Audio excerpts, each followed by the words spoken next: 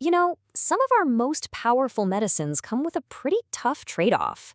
They can be amazing at fighting a disease, but sometimes they carry a hidden risk of their own.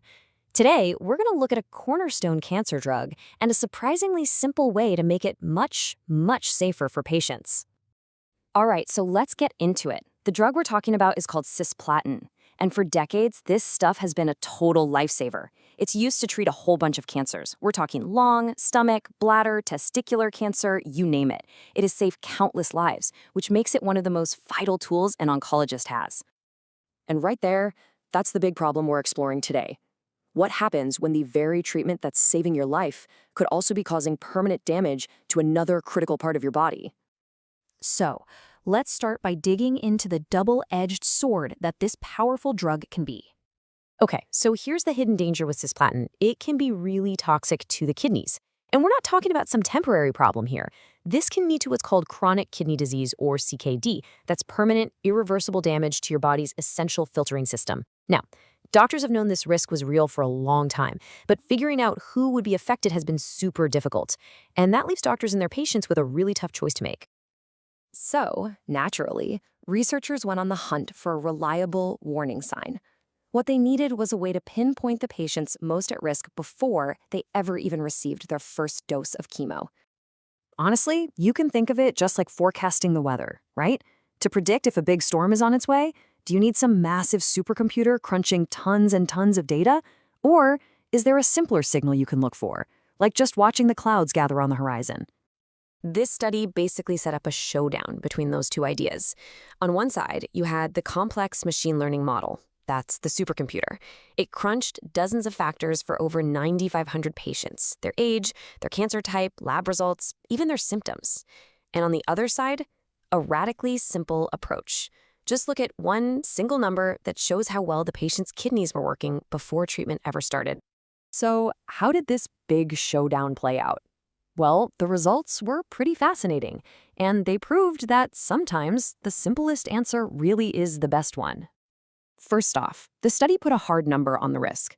It found that among patients who started treatment with healthy kidneys, 13.6%, that's more than 1 in 10, went on to develop chronic kidney disease. This clearly wasn't a small problem. It was a significant and predictable side effect of the treatment. And the impact was definitely measurable.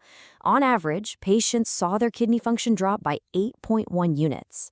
Now, that number might sound a little technical, but you can just think of it as a direct hit to your kidney's horsepower, a real, predictable decrease in their ability to do their job. So, let's get back to our showdown. You've got the complex AI with all its data on one side, and the single, simple measurement on the other. Which one was better at forecasting this damage? The simplest one? It turns out, after all that incredibly detailed analysis, the complex AI models didn't offer any real improvement. The single most powerful predictor of a patient's risk was just the health of their kidneys right from the very start. So what is this one crucial number? It's called the eGFR, which stands for Estimated Glomerular Filtration Rate. It's a standard score that comes from a simple blood test, and it basically tells you how well your kidneys are filtering waste. The easiest way to think of it is like a grade or a percentage score for your kidney function. So here's the main takeaway, the crucial link this study found. Patients who started out with a high eGFR score had a very low risk of developing chronic kidney disease. But as that starting score got lower, the risk of developing CKD after treatment shot up, and it shot up dramatically. That baseline score was everything. Now, this discovery isn't just some interesting factoid for a medical journal.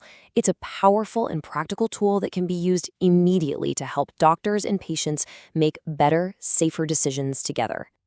The researchers themselves said it best. These results can be used to inform consent and guide prevention strategies. What that really means is this isn't just data anymore. It's a tool for turning that eGFR score into a real conversation about risk and for creating a personalized plan to protect the kidneys. For patients, this is a total game changer. It means you can have a much clearer conversation about the true risks versus the benefits of cisplatin. Based on your specific eGFR score, your doctor can do things to protect you, like give you extra hydration. And in some cases, it might even help you and your doctor decide that a different, less risky drug is the safer way to go. Ultimately, it puts you in the driver's seat of your own treatment plan. So, when we boil it all down, what's the single most important thing to take away from all this?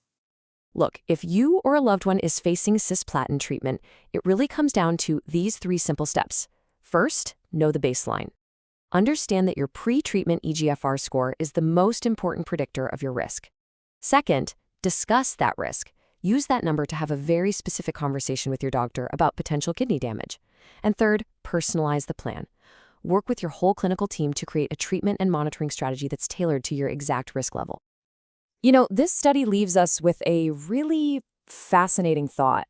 In an age where we're always looking to complex AI to solve our biggest problems, it's a powerful reminder that sometimes the greatest insights are already there, hiding in plain sight in the simplest data we've been collecting all along.